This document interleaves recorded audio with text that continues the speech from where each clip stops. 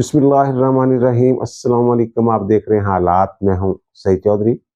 इमरान खान की सियासत से मेरा ख्याल है मुल्क को पाक करने का फैसला कर लिया गया है। इस हवाले से कुछ इन्फॉर्मेशन है जिसकी बुनियाद पे खबर आपके सामने रखूंगा, और फिर कुछ डार्ट्स हैं जो आप भी देख रहे हैं। उन डार्ट्स को जोड़ के भी मुस्तकिल की एक तस्वीर बनाई जा सकती है। मुझे तो ये लग रहा है कि इमरान खान का जो अपोजिशन का किरदार है वो भी खत्म होने वाला है। बयानिया जो है वो भी गैर मौसर हो रहा है उनका, इमरान खान साहब का मकबूलियत वाला, फार्म 47 वाला। वो कैसे गैर मौसर हो रहा है, वो क्या स्ट्रेटेजी बनाई गई है, वो क्या पॉलिसी है, वो कौन नाकाम बनाएगा। और फिर मौलाना फजल रहमान साहब का जो किरदार है वो बड़ा अहम है इस पूरे मंजरनामे में। और मौलाना फजल रहमान साहब के हवाले से मैं एक खबर दे रहा हूँ आपको कि जनाब, जिस सियासतदान से या जिस सियासतदान की सियासत से आसफ अली जरदारी जैसा जीरक सियासतदान जो है वो मुतासर है, वो मौलाना फजल रहमान है। और फिर जो एक पेज वाले मुकम्मल तौर पे हुकूमत और इस्टेब्लिशमेंट जो है वो एक पेज पे है इस वक्त। और ये वो वाले हालात नहीं जैसे जब नवंबर 2022 में आए थे आर्मी चीफ की वो पोजीशन नहीं है अब वो मुकम्मल बाइख्तियार और मजबूत कह लें आप, जिनकी गिरफ्त है मुकम्मल, वो आर्मी चीफ है हाफिज आसम मुनीर साहब। ये एक पेज पे हुकूमत के साथ एक पेज पे हैं, और एक पेज की जो फील्डिंग थी वो कुछ कमजोरियां होती हैं फील्डिंग में। कुछ ऐसे फील्डर आ जाते हैं जो कैच भी छोड़ देते हैं, और फिर नाकस फील्डिंग की वजह से या दीदा दानिस्ता वो कुछ ऐसा करते हैं कि जनाब बाउंड्री हो जाती है, चौका हो जाता है। वो फील्डिंग की वो कमजोरियां जो हैं वो भी खत्म हो गई हैं। पीटीए वाले खुद ये कह रहे हैं कि ना वो कमजोरियां जो हैं वो खत्म हो गई हैं। अब जो आसम मुनीर साहब की पोजीशन बन गई है, और इसके जुम्मेदार कौन? इसके जुम्मेदार इमरान खान साहब खुद, जो ये आसम मुनीर साहब का नाम लेके जिस तरीके से बयानियां बनाने की कोशिश करते रहे हैं, आज भी यही बातें कर रहे हैं। वो उनकी बहन ने जो एक दिन पहले मुलाकात करके आई है 18 तारीख को, तो फरवरी को, उसके बाद आके जो उन्होंने बात की है, उन्होंने भी सीधा सीधा आसम मुनीर साहब का नाम लिया। और ये इमरान खान के वाले से जो बात की उन्होंने, एक मुलाकात करके आए हैं तो बुशरा बेगम के साथ मुलाकात नहीं करने दी, हमने 20 मिनट तक वहां बैठी रही, हमने कहा हम नहीं निकलेंगे अगर बुशरा बेगम की और इमरान खान की मुलाकात ना करवाई गई। तो फिर जेल काम ने हमें धमकी दी कि अगर आप नहीं जाएंगे तो फिर आपकी मुलाकातों को अरबी पाबंदी लगा देंगे। और इमरान खान ने ये पैगाम दिया है, बड़ा वाज़ेह पैगाम दिया है उन्होंने कहा जनाब बुशरा बेगम को कह दे तन्हाई में रख के, वो जो कहते हैं कि जनाब ब्रेक डाउन करने की कोशिश की जा रही है उनको तोड़ने की, और वो इसलिए कि मुझे परेशान किया जाए, और मुझे इसलिए परेशान किया जाए कि ये मुझसे बात मनवाना चाहते हैं। अच्छा, बात क्या मनवाना चाहते हैं? अलीमा खानम कह रही है जनाब हमने पूछा कि वो क्या आपसे मांग रहे हैं, क्या बात मनवाना चाह रहे हैं। तो इमरान खान ने कहा जनाब जो भी बात है आप बाहर जाके बता दें कि मैं उनकी बात नहीं मानूंगा।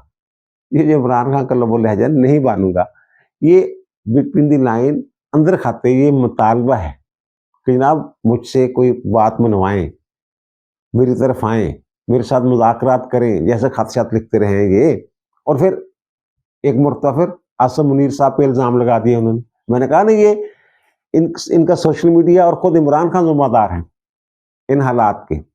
कभी कह रहे हैं जनाब खलीज बढ़ रही है फौज के दरमियान और अवाम के दरमियान, और वो ये समझ रहे हैं कि जनाब जो खलीज अगर है भी कोई तो उसके जिम्मेदार या इमरान खान साहब खलीज पैदा करने की कोशिश कर रहे हैं, उनका ख्याल ये। और इमरान खान साहब कह रहे हैं जनाब खलीज पैदा हो गई है, जनाब के या खान टू है वगैरह वगैरह। अच्छा, वो कह रहे हैं वहाँ कि जनाब एक वहाँ कर्नल, वो कहते हैं ना जनाब एक कर्नल जो है वो कंट्रोल कर रहा है जेल को, अडयाला जेल को। तो जनाब वो डायरेक्ट वो कहते हैं, वो अलीमा खानम कह रही है वो डायरेक्ट आसम मुनीर से हदायत लेता है।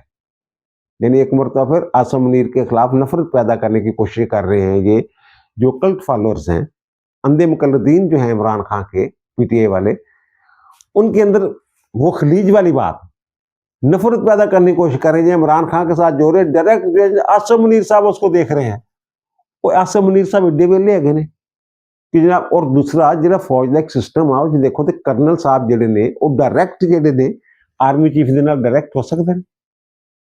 एक झूठी कहानी है। और मैं अपनी इंफॉर्मेशन की बुनियाद पर यह खबर दे रहा हूं कि दूसरी तरफ से हुकूमत और आर्मी चीफ ये एक पेज पे, मुकम्मल तौर पे एक पेज पे है,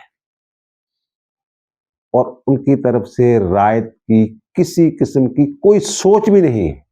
ये मैं बता दूं कि इमरान खान साहब, बल्कि मैं तो ये कह रहा हूं कि इमरान खान साहब की जो सियासत है ना, उससे पाक करने का फैसला कर लिया गया है।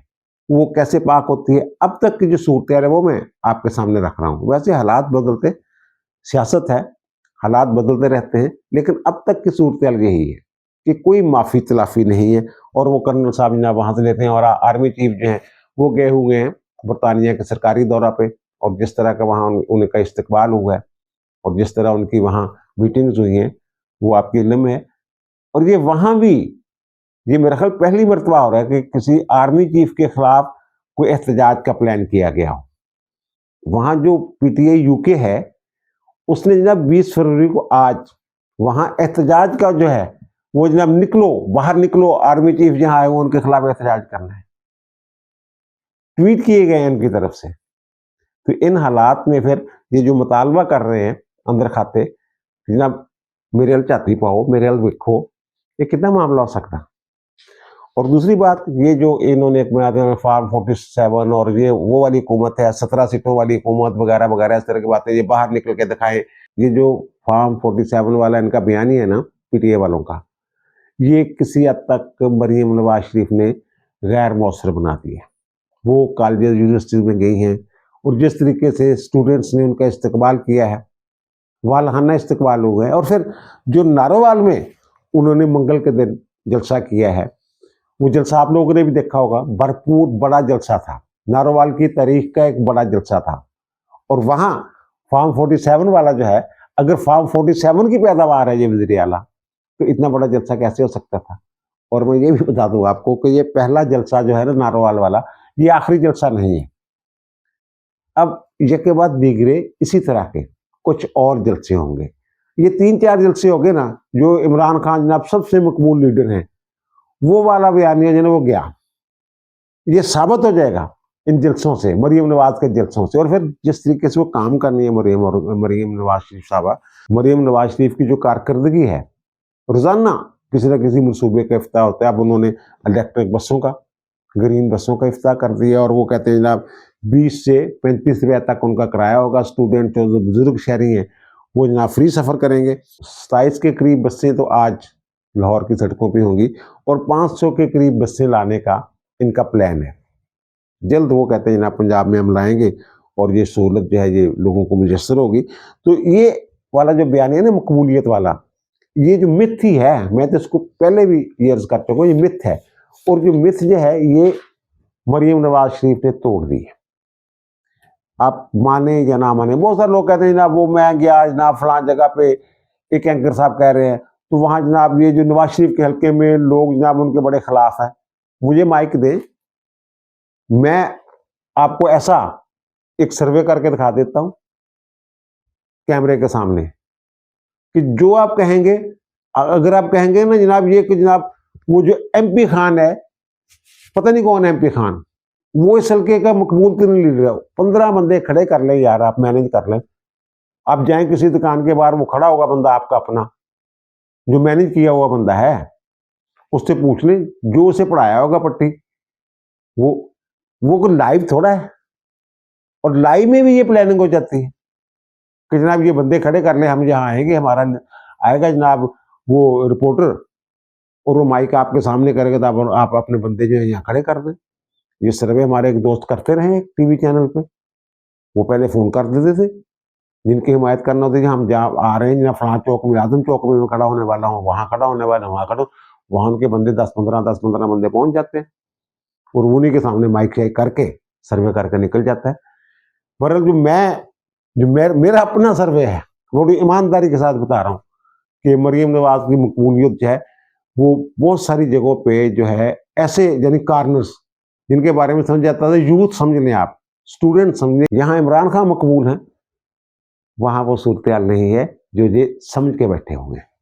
और दूसरा वो जो कह रहे हैं जेल में मुलाकात वाली, बुशरा बेगम से वो तौहीन अदालत की दरखास्त दी है, और सरदार सरफराज डोगर साहब चीफ जस्टिस हैं वहाँ इस्लामाबाद हाई कोर्ट के, ये अच्छा देखिए, ये देखिए इनका ये कायम काम लिखते हैं साथ उनको, वो इस वक्त चीफ जस्टिस के तौर पे एक्ट कर रहे हैं।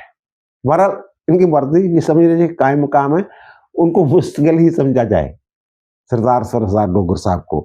तो उनके पास केस लगा, तो उन्होंने जनाब 27 तारीख जो है उसके लिए नोटिस जारी कर दिया। तो इन्हें अदालत की दरखास्त फाइल की जनाब, इन्होंने कहा जनाब 28 जनवरी को वो आया था उस अडयाला जेल का सुप्रीडेंट, उसने कहा जनाब ने रूल्स के मुताबिक बुशरा की मुलाकात करवा दूंगा, लेकिन मुलाकात नहीं करवाई जनाब, एक ही मुलाकात करवाई है अब तक उन्होंने।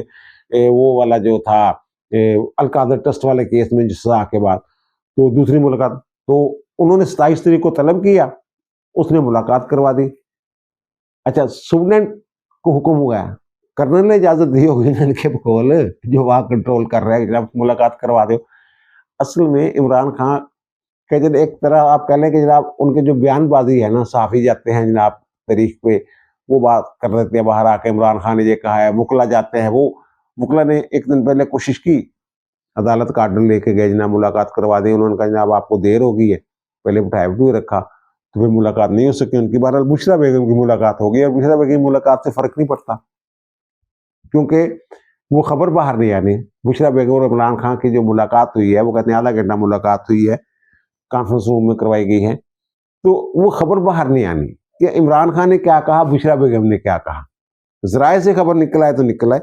और दूसरा, अलकादर ट्रस्ट से मुझे याद आया कि अलकादर ट्रस्ट मैंने अर्ज किया था जनाब कि जब इन्होंने ये जमीन ली, इन्होंने चैरिटी के तौर पे उनको दी गई, तो मैंने ये कहा था कि वो चैरिटी के तौर पे ट्रस्ट जो है वो रजिस्टर्ड ही नहीं है। अब सरफराज डोगर साहब के पास वो दरखास्त आके लग गई कि जनाब चैरिटी के तौर पे रजिस्टर नहीं किया जा रहा है इसको। ये फिर एहतियात कैसे ले रहे थे, चैरिटी ट्रस्ट नहीं है तो। बहरहाल उनके पास लगा, उनके जनाब अलकादर ट्रस्ट केस में तो इनको हो गई है सजाएं। सरफराज डोगर साहब की अदालत में जब ये केस लगा, चीफ जस्टिस साहब ने ये कहा, तो उनका जनाब जब तक, और वो वहक सरकार जो है वो जब्त हो चुका है, अलकादर ट्रस्ट यूनिवर्सिटी वगैरह जो भी 190 मिलियन पाउंड वाले केस में, वो कहते जब तक वो सजाएं मुअत्तल नहीं होती ना, तो ये केस नहीं सुना जा सकता। तो फिर वकील ने कहा जनाब जरा डेट शीट दे दें, 1 महीने के लिए उन्होंने डेट दे दी है, जब देखते हैं। और फिर ये पहले तो होता था ना कि जनाब ये रौला शौला डालते थे जनाब, ये फौरी तौर पे लगाया जाए, फिर सीएम डाल देते थे जनाब अर्ली हियरिंग के लिए कि फौरी समाअत की जाए। अब इस वक्त में पता ये चला है कि इस्लामाबाद हाई कोर्ट में ये फैसला हुआ है कि जनाब बारी पर, जब बारी आएगी सारी अपीलें सबके साथ बराबर का सलूक, जब बारी आएगी सुन लिया जाएगा।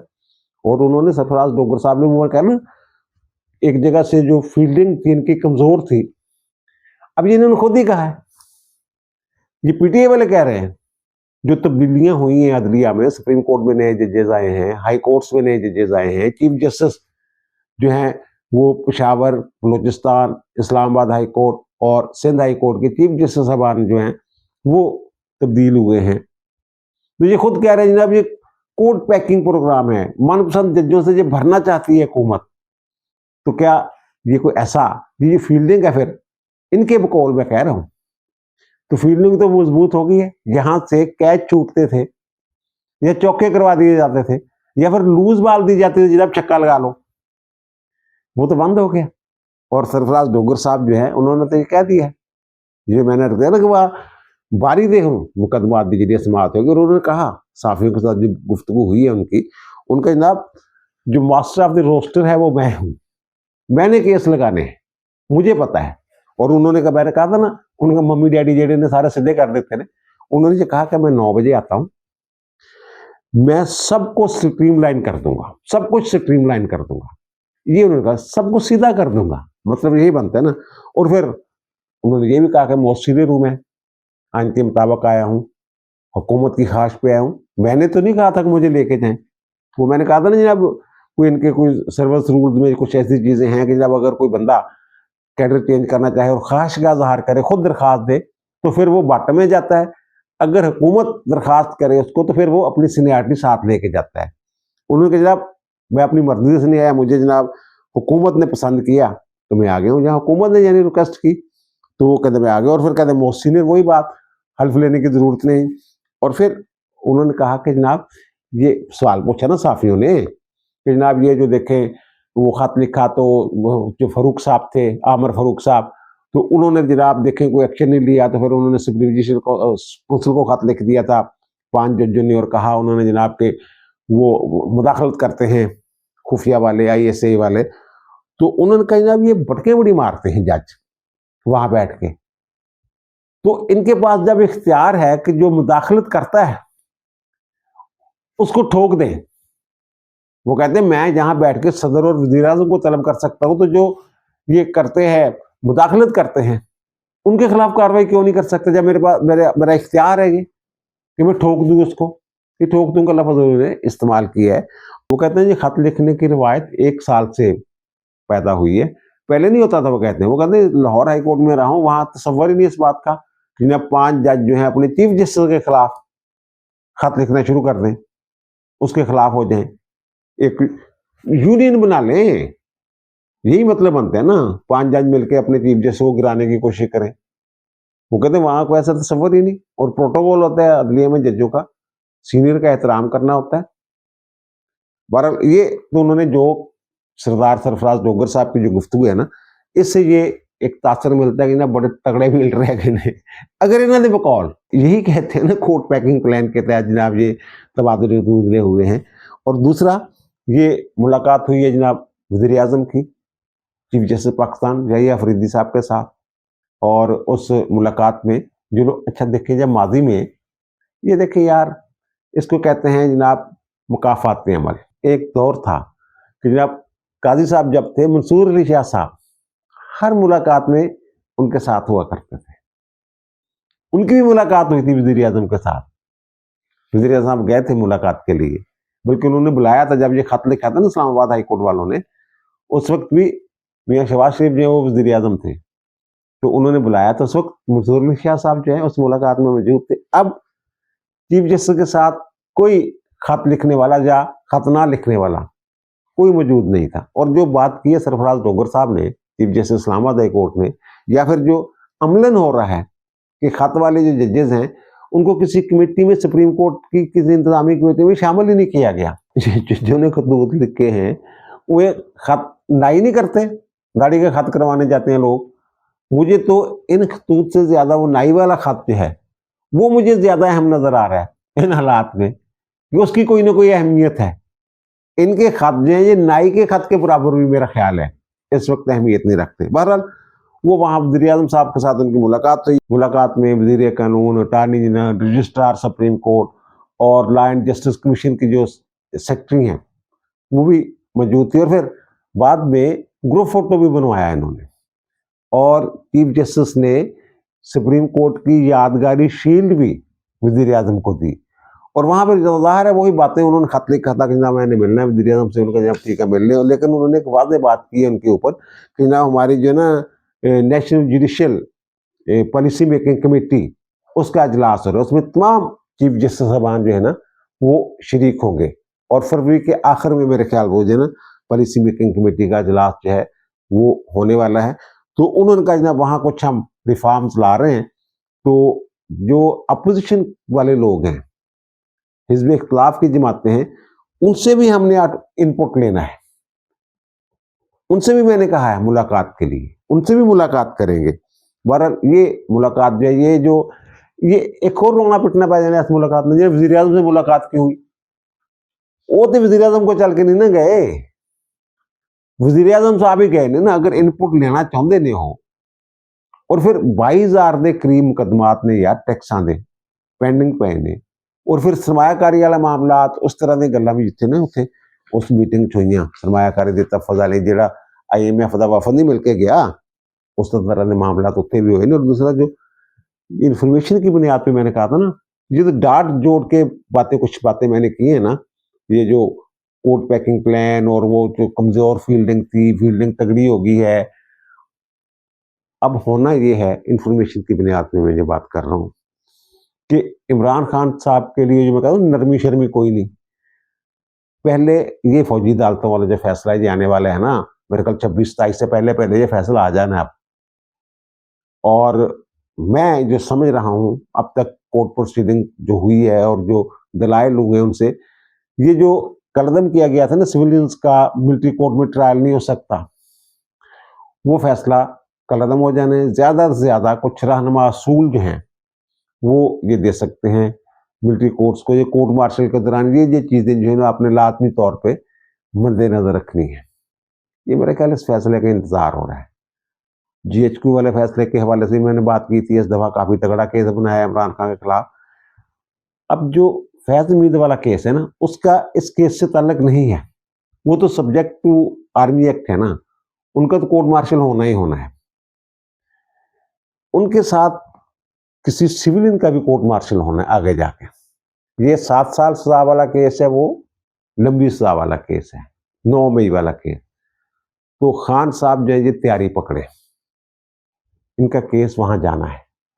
बहुत सारे लोग ये कह रहे हैं जनाब नहीं जाना नहीं जाना, लेकिन इन्होंने मजबूर कर दिया कि जनाब ये वाला केस जो है ना ये उधर जाना है खान साहब का। खान साहब ने खुद मजबूर किया है, और खान साहब को इस बात का अंदाजा है कि जनाब मैं फंस गया हूं, इसीलिए ये तरला प्रोग्राम है इनका। और दूसरा, इमरान खान जो अपोजिशन का किरदार अदा कर रहे हैं ना, मुस्लिम अपोजिशन तो कर ही नहीं रही है, कोई रहनुमाई कर रहे हैं, हुकूमत की पॉलिसियों पे तनकीद कर रहे हैं।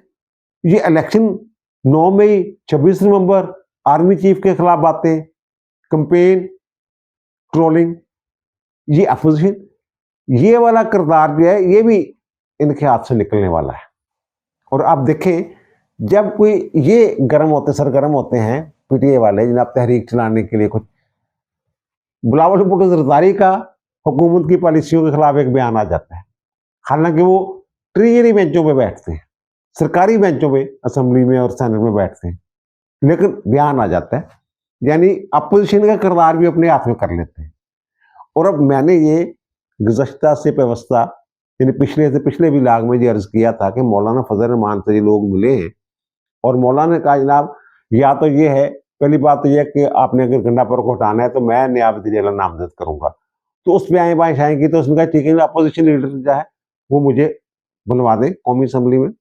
अब अपोजिशन लीडर का बड़ा किरदार है, ये जो चीफ इलेक्शन सरदस्त जो करीब तरीन मरला है वो होता है चीफ इलेक्शन कमिश्नर, और 2 अरकान इलेक्शन कमीशन के, उनका तकर्रर, और उसमें अपोजिशन लीडर और वज़ीर आज़म की मुशावरत से मामला जो है बता पाने होते हैं।